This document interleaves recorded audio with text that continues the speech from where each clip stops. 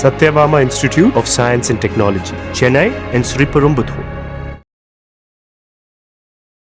தமிழக பட்ஜெட்டில் அறிவித்தது போன்று 1500 கோடி ரூபாய் செலவில் அடையாறு ஆற்றை மேம்படுத்தினால் லண்டனில் உள்ள தேம்ஸ் நதியைப் போன்ற மாற்றம் பெறும் என்று அமைச்சர் மா சுப்பிரமணியன் தெரிவித்துள்ளார். சென்னை எம்ஜிஆர் நகரில் நடைபெற்ற நிகழ்ச்சியில் பேசிய அவர் இதனை கூறினார். இந்த அடையாறு ஆறு எப்ப பார்த்தாலும் மழை வந்துச்சுன்னா அந்த தண்ணி ஸ்ப்ரெட் ஆகி சூலப்பள்ளத்தை மூழ்கிறோம். சூலப்பள்ளமும் மூழ்கும்.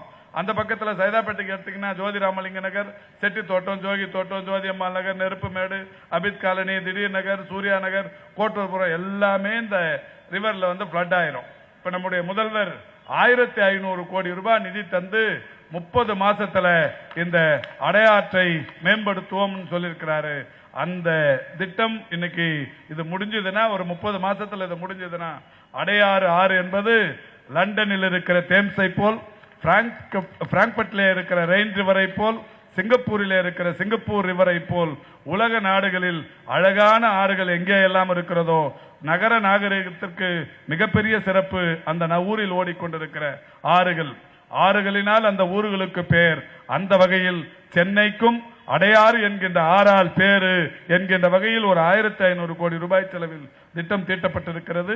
ஒரு 30 மாத காலத்தில் அந்த பணிகள் முடிவுறவிருக்கிறது.